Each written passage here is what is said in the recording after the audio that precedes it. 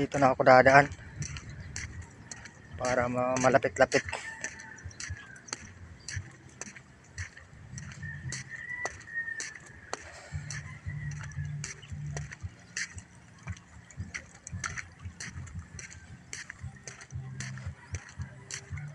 Dati guys, dito kami nakatira.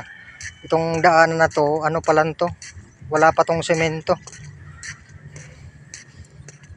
Lupa pa to. Ngayon, ano na? Sementado na.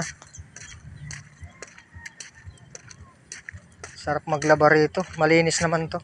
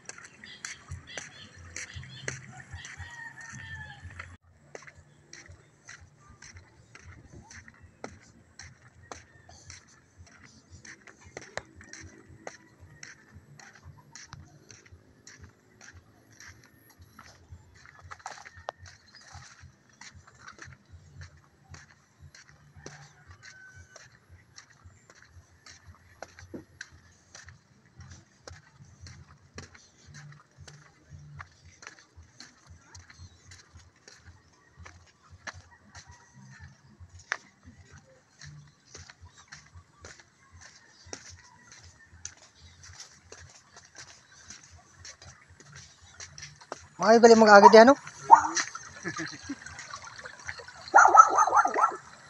Nako, guys, may aso. Nako, humarang na.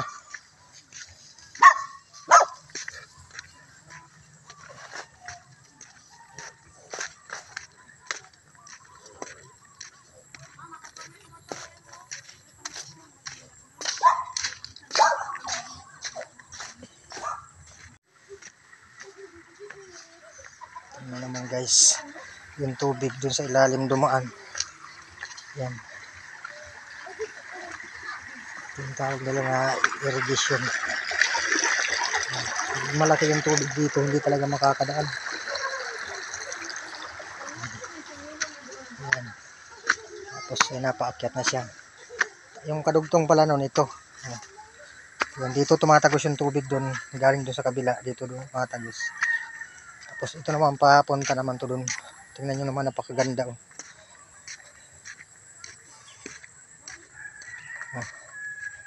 Napakaganda. Bagong tanim pa lang tong palay na to. Tanim pa lang sila.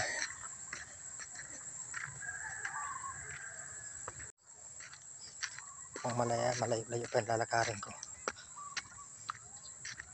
Ayan.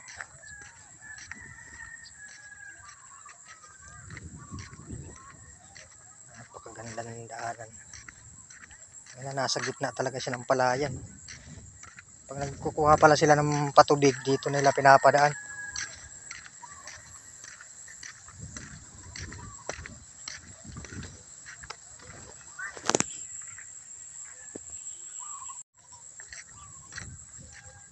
Tingnan nyo naman guys. Sa gitna ng palayan yung patubigan nila.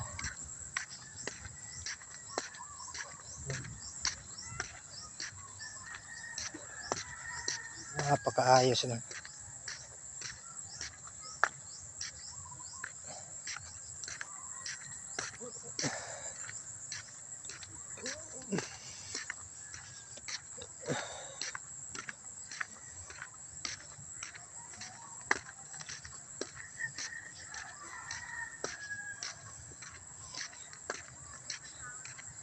Ito yung paliguan nila.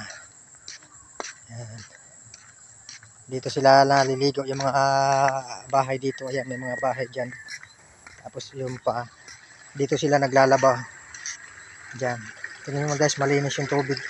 Dito sila naglalaba tapos naliligo. Ayan, tingnan nyo yung mga bata sa dulo.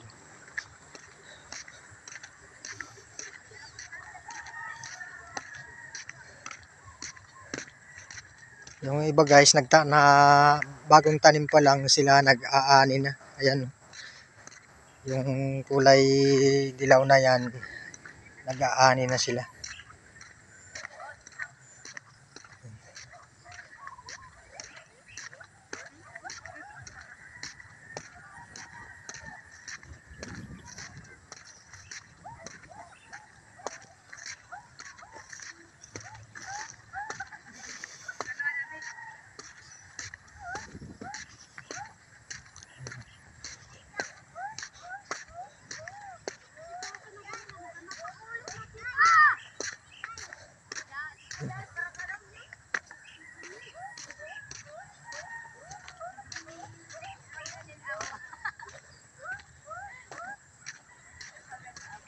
Ayan, may mga bata naglalaro.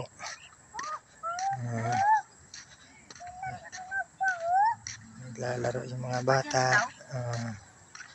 Ayan sila.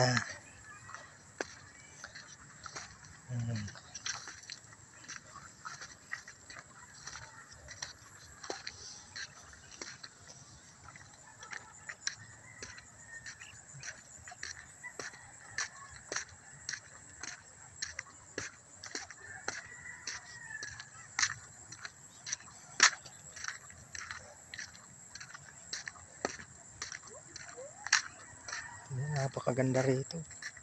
Yung may aanihin, tapos ayun, nakapag-araro na sila, magtatanim na naman sila uli. Oh. Yun.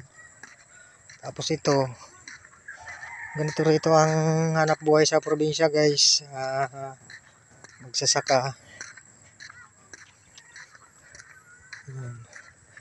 Mag-aanihin nila, tapos may magtatanim. Tingnan nyo naman yan, papunta ron. Oh. Napakaganda.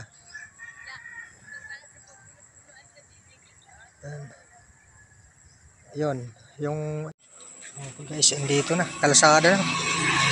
Nag-shortcut na nga.